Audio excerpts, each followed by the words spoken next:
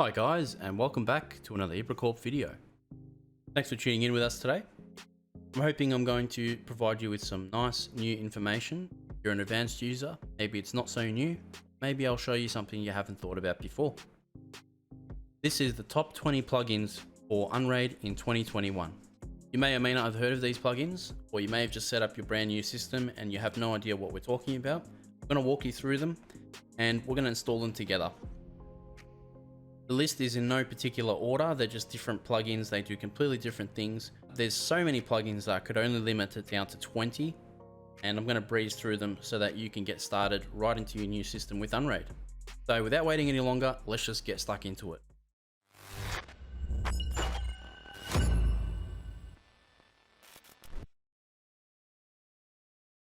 Alright guys, so the first thing you'll need to do is make sure you've got the App Store installed on your system. If you don't know how to do that, I've already done a quick video that will take you about 2 minutes and it will install it for you. After you've installed it, head to the App Store. Type in Squid. It'll show you Squid's repository. And there's going to be a whole bunch here. First thing we're going to install is Fix Common Problems. So CA Fix Common Problems, click the install button, click done, and then go to the settings. Once you're in the settings, you'll see a bunch of options here that you can configure to meet your needs. And this will check on a frequency for any common issues that you might be having with your system. So I'm going to set it to weekly. I'll leave it as weekly. Send notification, which will show you a small little pop-up. Avoid spinning up the disks for tests. So if you don't want the disk spinning up, leave it like that. Number of allowed invalid logins, and whether you want everything to be logged. You can also exclude certain folders from the checks as well. So make sure you get this plugin. It'll allow you to look at things that might need correction. After you've corrected them, you can rescan or run an extended scan, and that will help you isolate any sort of issue you might have. Back to the App Store. The next one is probably one of the most important. That is the CA Appdata Backup and Restore. Click Install. And then click Done. Go to the settings. And it'll show you a bunch of warnings. That's fine. Start filling it out and be very careful that you pick the right stuff, guys. This plugin will allow you to back up your Appdata folder, which is where your containers store all their data. Really useful. It saved me about twice now, and without it I would have had to rebuild entire applications. So it's really handy that you set this up. First thing you'll do is fill out the app data share, so the source where it lives. By default, if you go to user, app data, that should be where all your containers live. And I can confirm that by looking underneath it, and I can see all of our containers. Destination share is preferably a share that you have set up for backups. I created a share called Backups, Appdata Backups. If you don't know how to do that, go to shares. I'll open that here and just go add share. Give it a name and then select the option under cache pool. This is one that throws up beginners quite a bit, and I'll have a quick explanation here for you. By saying yes, you're saying that you want the system to write stuff to the cache, and then once the mover runs, it will move them onto the array. Only means you only want it to live on the cache, and if the cache was to fill up with space, that would be it. It wouldn't try to write it anywhere else. Prefer means it will always try to write it to the cache, but if there's no space on the cache, it's just going to write it to the disks, and then once the mover runs again, if there's space on the cache, it will move the stuff back. So me personally, I like to leave that sort of stuff, but for our backup share, which this is going to be, I actually would rather it be yes, because I want the stuff to eventually just go to the disks. That way it's protected on our array. So back to our Appdata Backups, make sure we've got our share selected, scroll down. We don't want to use compression, but you can if you like. Want to verify your backups. You can also exclude certain folders from the backup. Previously, you were able to use USB backups as well. It still allows you to do it, however, it has been deprecated. So they really want you to use the new Unraid.net plugin, which is available on the App Store, and that lets you log in with this here, have your server set up that way. if you want notifications, any custom scripts, if you want to automatically update apps on restart, which I'll show you when we install the auto update plugin, time to wait before killing an app, how long you want it to retain backups for. So a good number is 5, maybe 7, depends on your needs, and any scheduled backup frequency. So we're going to say daily at 3 a.m. That works fine for us. Keep in mind, all your Docker containers will shut down once this runs. So anything that you need that might be essential is going to be turned off once this backup is running. Then just hit apply. That's it. It's the same menu as well to restore backups. So if you had taken any backups, you could take a restore here as well. If the backup was running or the restore was running, this is a log that runs so you can see where it's up to. So we're back on the App Store and we'll go on to our third app, Auto Turbo Write Mode. Click install, click done. So we'll go to the settings here for Auto Turbo Write Mode. You can see it's currently disabled on automatic. Set that to yes, and apply. Now what it's doing is allowing the Turbo Write Mode to be automatically switched on and off to help minimize excessive disk spin up, but also utilize your disks as best as possible, increase your throughput. Quite a handy plugin there. Back in the App Store, next one is the Appdata Cleanup. Now not a lot of people know about this app, I feel, and it's one of the most useful ones out there. We'll install it and I'll just explain how it works. Click done, go to the settings. Be very careful using this, so you can see all the warnings here, your heads up on what can happen if you do things wrong. But basically, when you go to Docker, I'll just open that up here. And if you were to delete a Docker, we'll click remove, also remove the image. A lot of people think it's gone and that everything has been deleted. And then they go back to the App Store and they install the same app again and realize that all the data is still there somehow. The reason is the Appdata folder is still alive and still has all the data in it and never gets deleted. So you can either delete it through your Windows Explorer or use this plugin. So here you can see ones that I've deleted before. If I just check that and click delete selected, delete, that folder is now gone. Now I can be sure if I was to download it again from the App Store, it wouldn't reinstall with all the data that we had before. Next one, CA Auto Update. Definitely one of the most useful, and it works hand in hand with our Appdata backup as we said before. Hit install and go to settings. In the settings, you have options to automatically update your plugins and automatically update your Dockers. So in here, send notifications and update, we'll say yes. You can set a delay, whether you want to update everything or you can pick particular things. I'm going to say yes to everything. I want it to check every day and I want it to do it at 12 a.m. Hit apply. Go to the Docker settings now, and it's going to be pretty similar. You want it to update all of them, maybe you only want to automatically update a couple. Click yes. Set your schedule, I'm going to say 12 day, and hit apply. Just a side note, always try to make sure you set this up outside of the time that your backups are running so that they don't overlap. Head back to the App Store for number 6, CA user scripts. Just down here, we'll click install, click done, go to the settings. If you are not an advanced user, you may not ever use this, but it's really helpful to have, especially if someone in the community gives you a script for your server that you might want to run, or if you wanted to try your own, this is how you would do it. Basically add a script, give it a name, I've got here, get it to write your script. So just a useful one there. Next one is the CA config editor. This allows you to edit files inside of your Unraid system through the UI itself. So we've just installed that. We'll go to settings. You can see here you can select from the files that are living on your system, notably your flash drive. Number 8, arguably one of the most important, is the Mover Tuning plugin, which is just down here, also by Squid.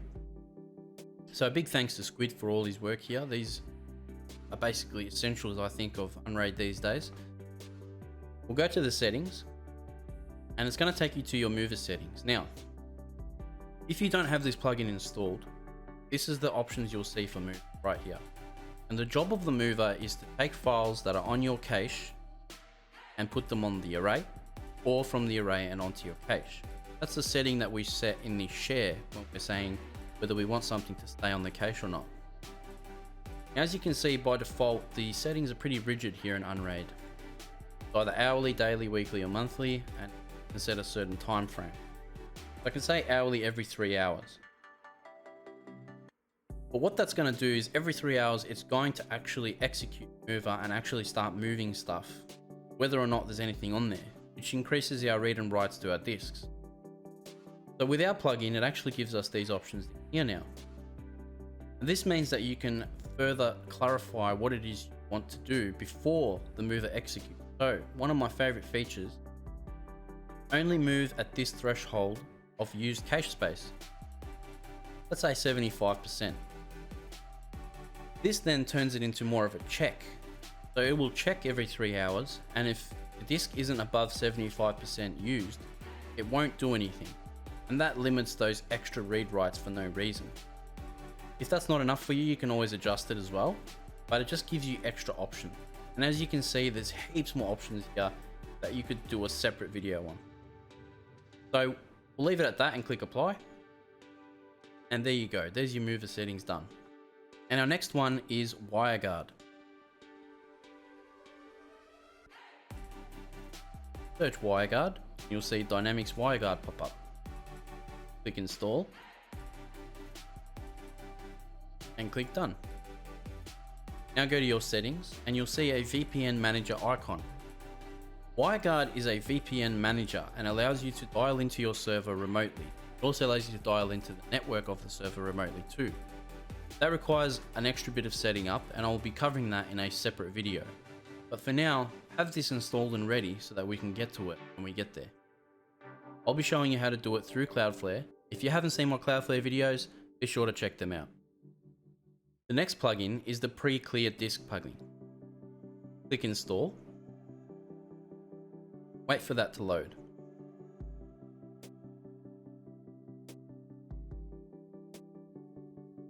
Once done, go to the settings, and you'll see here there's nothing really running. What the Preclear does is, typically the most ideal situation is you put a brand new disk in your new server and you run a Preclear, which will read and write to every single block on the disk. Once it reaches all the way from 0 to a terabyte, whatever it is, it'll tell you if any of those blocks failed to read or write. And that tells you the likelihood of that disk failing before you write your precious data to it. So pre-clearing a disk is essentially a good practice thing to do. And this plugin allows you to do it. So if you go to main, once you add a new disk, you'll see the option to pre-clear it come up here as well.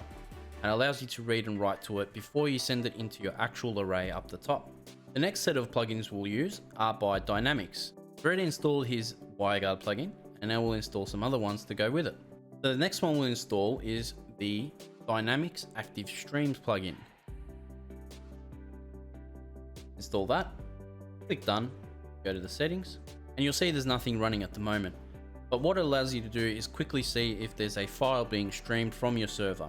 Great if you're using it as a file server or as a NAS, what Unraid really is. So it helps you see where those origins are coming from, who's using it, and what they're streaming. So pretty useful. Next plugin, number 12, is our Dynamix System Info plugin. You just click here, allow that to run, click done, and go to the settings. Now you'll see extremely detailed information of your system and allows you to dial in on anything you might need. So almost gives you too much, but it's pretty good. So just another one there to give you a little bit more information on what you're running. Next one, it's a pretty small change, but one that could be useful, is the Dynamix Date Time plugin. We go to settings, on the date and time, so you can click to show map. This allows you to select where you are living, so you can set the time a lot easier than looking through this huge list.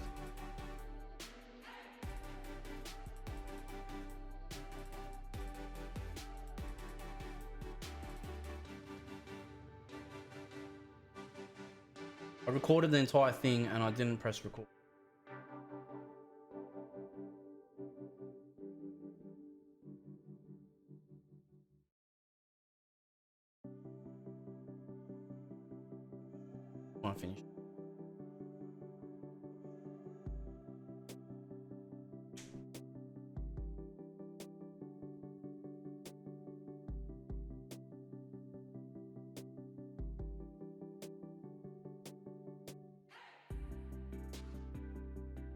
Small change, but it can make your life a little easier. Back in the App Store, we're looking at number 14, Dynamix System Buttons. This one I really like, so we'll click Install and click Done. Now if we reload the page, you'll notice here in the top right corner we now have a new button that gives us 3 options: stop the array, shut down, or to restart. Saves you having to go back to the dashboard to do it, and just adds it in a nice convenient spot. Back in the App Store again, number 15, the Dynamix SSD TRIM plugin. If you are running an SSD in your system, this is essential to have. Takes 2 seconds, we'll just click Install, click Done, and go to the settings. Takes you to your mover settings that we were in earlier, but if you just scroll down right to the bottom, now added this SSD TRIM option. So set that to the schedule you like, and this will perform SSD trimming, which allows you to extend the life of your solid state drive. So once you're happy with that, hit apply. The next one, Dynamix S3 Sleep. We'll install that here. And it basically allows your system to know the conditions when the system will go to S3 sleep mode. It also adds an unconditional sleep button on the array operation page. So we'll click the settings for it real quick. And you can see here the options that you've got if you wanted your system to go to sleep and how to manage it. It just gives you the extra management of it. Back in the App Store, Dynamix System Stats is coming up next. Click Install and click Done. If we go to the settings, we can fine tune what it is we want to see. In our case, I'm going to change this to the Tools menu. So this changes the placement of it. And you can change everything else to match what you like. Once you're ready, hit apply. We go to the Tools menu now. You see System Stats, so we'll just click that. And now it gives you a nice overview of all your systems and what's going on with your computer. Number 18 is the Dynamix System Temperature plugin. So right down the bottom here, click Install and click Done. And we search for NerdPack. See NerdPack GUI come up, we'll click Install and click Done. Go to the settings for it and search for Perl. We're already done on our system here, but yours will have this as off, so just select on and hit apply. We'll then pull down Perl and install it for you. Once you've done that, go back your temperature settings, click save, and now it's loaded the drivers for us and allows you to pick up any sort of detection nodes that are in your system for temperature. It's worth saying, guys, if you don't have a node in your system to detect the temperature, nothing will come up. If you do, feel free to pick the ones you want to monitor, then hit apply. If you go back to the dashboard, you can see the temperatures here as well. So that's a nice handy one there. Next one is the Dynamix Cache DIRS. It keeps folder information in memory to prevent unnecessary disk spin up. So again, guys, we're trying to limit those unnecessary spin ups of our disks. There's plenty of settings here for you to go through. Remember that you can click each one if you wanted to have a read through it, and it'll explain exactly what's happening. So if you wanted it on, obviously make sure that you set it to enabled and make sure you read through it to see if it suits what you want. Most of the time, it's going to be pretty helpful. And last but not least, number 20 is the Open Files plugin. We just click Install, click Done, and go to the settings. This will show you any open files that might prevent a graceful shutdown of your system. As you can see, we've got Dockerd and Containerd running here. I don't really want to terminate them like this. You would want to shut them down properly first. But if you really had something that was stuck and didn't want to get out, you could kill it through this way. Pretty useful plugin just to have on the side there when you need it. So guys, that's my top 20 plugins for 2021 on Unraid 6.9.1. I hope it was helpful for you. Let me know what other ones you would recommend. Drop them down in the comments below. We're here to try and help beginners as well as the advanced.